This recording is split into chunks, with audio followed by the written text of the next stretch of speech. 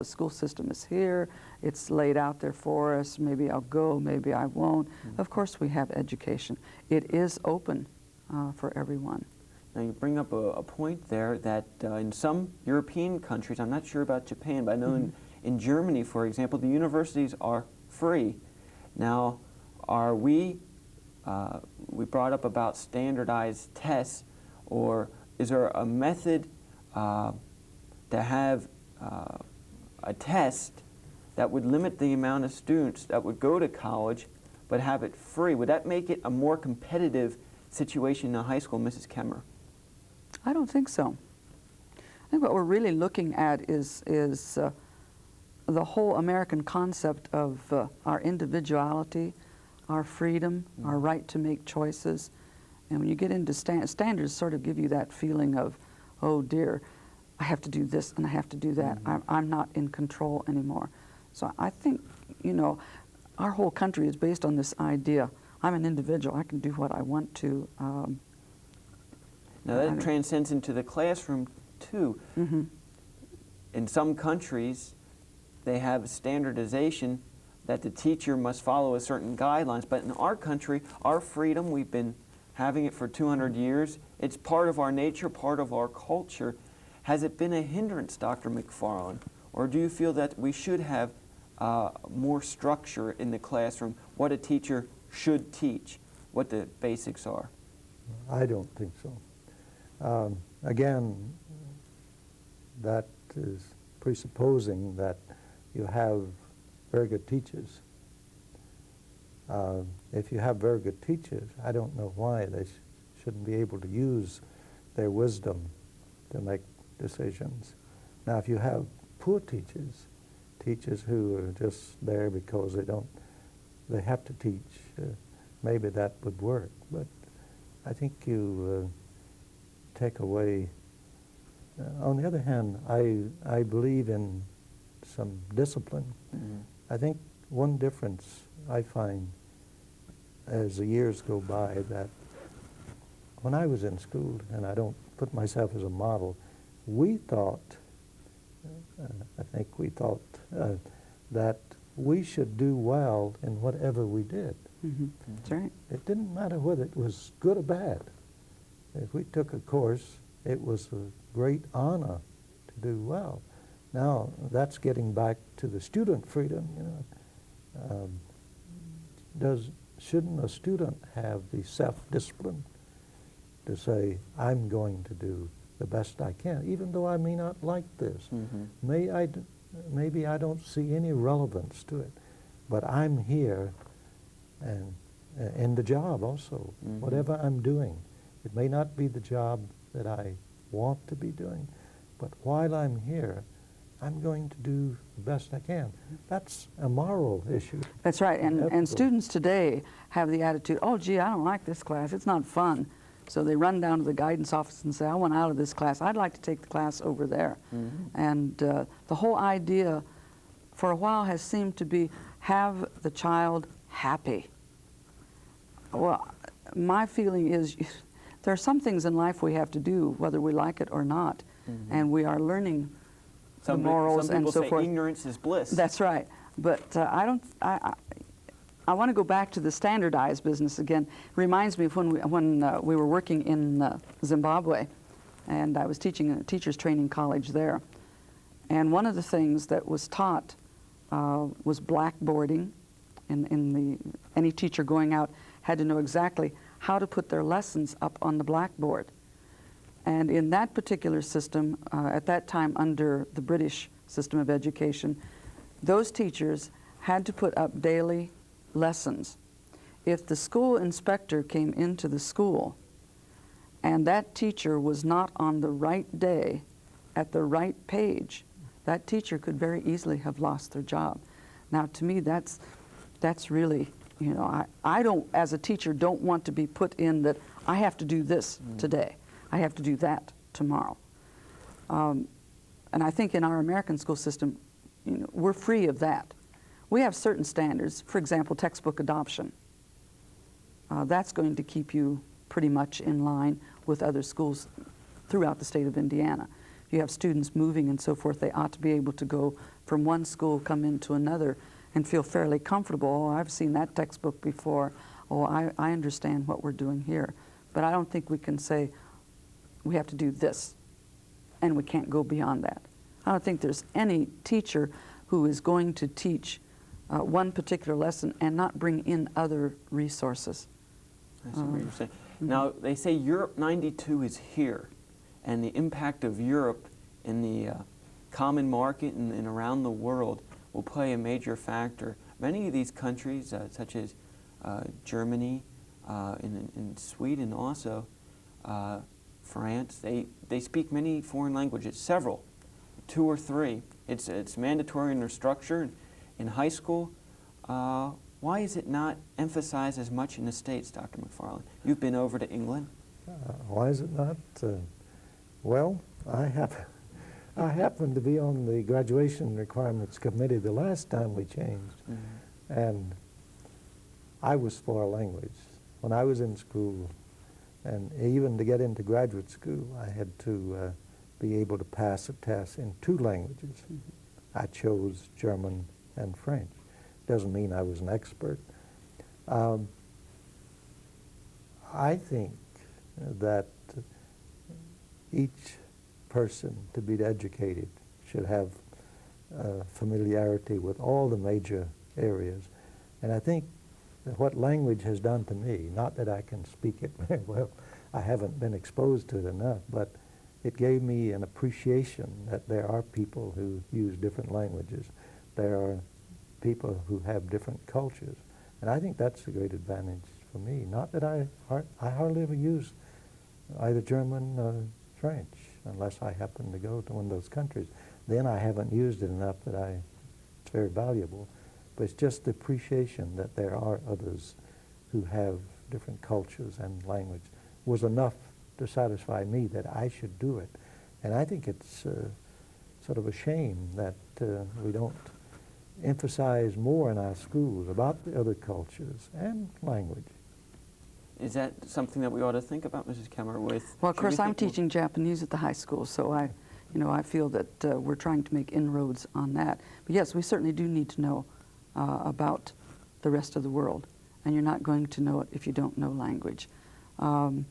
I think it really is sad that we've taken the attitude, if you have English, you can go any place you want to, It's an attitude. and that's it. It's a bit of an attitude that's even resented in Europe, that the American thinks he's number one and doesn't feel part of the community. I'm always very embarrassed when I watch the TV news and see our reporters interviewing politicians and so forth from other countries, and they are using the English language.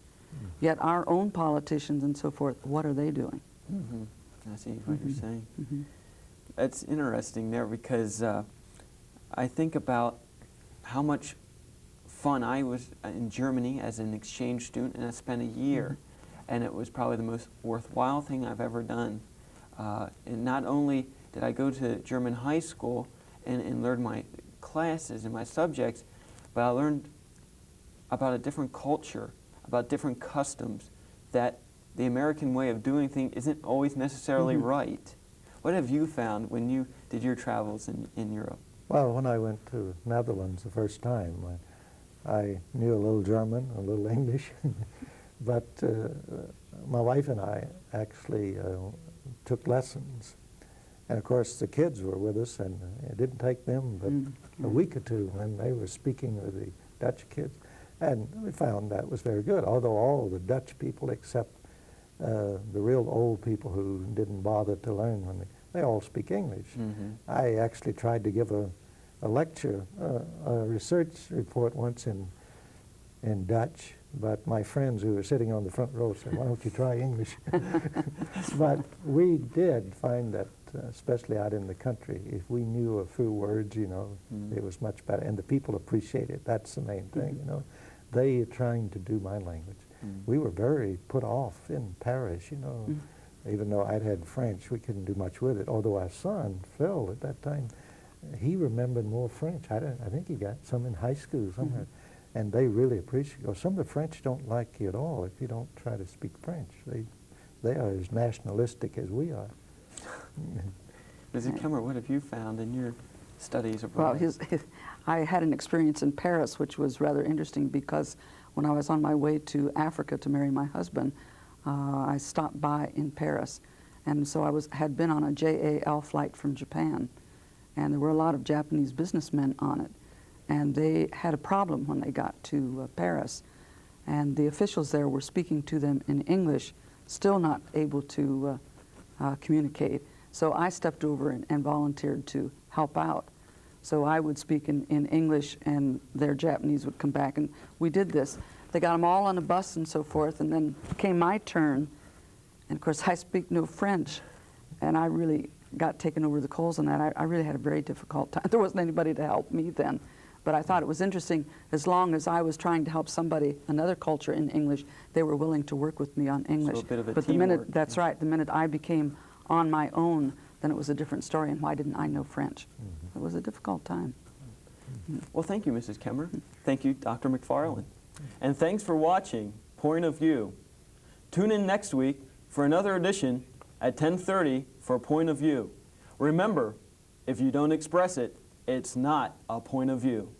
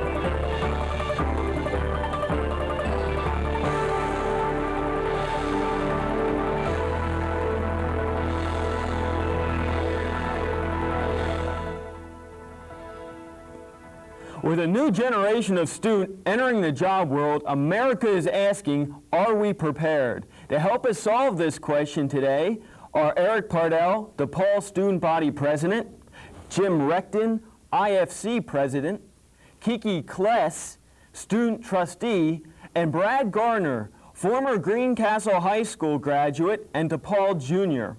Issue 1, High Schools, have they done the job? Eric Pardell. Well, my high school, I'd say the best way I was prepared for DePaul at my high school was for the diversity at DePaul.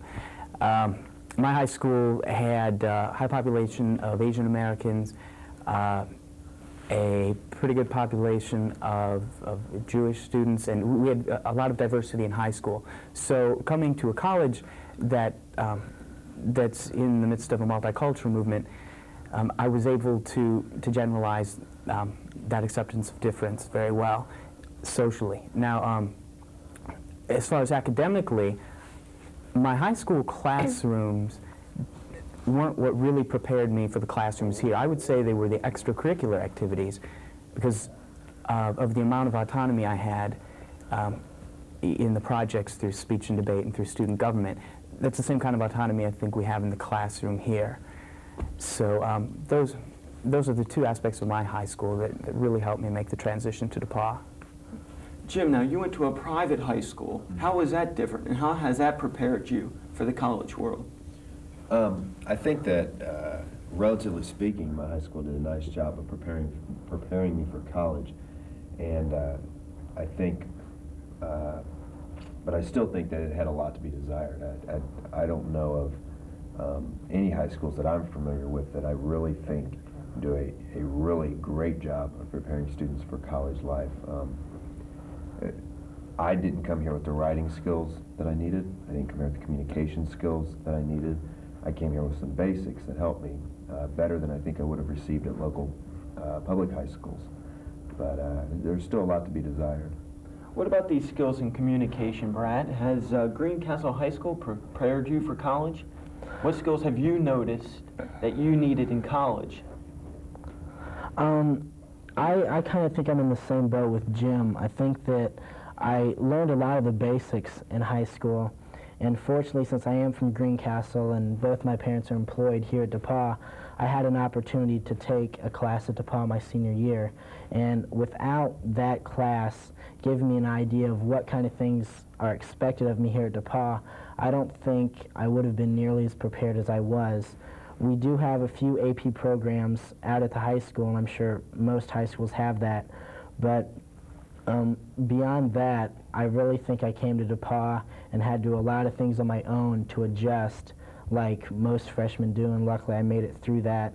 And beyond my freshman year, things really began to improve.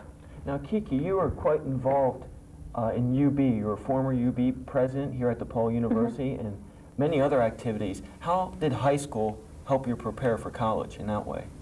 I was actively involved in high school as well.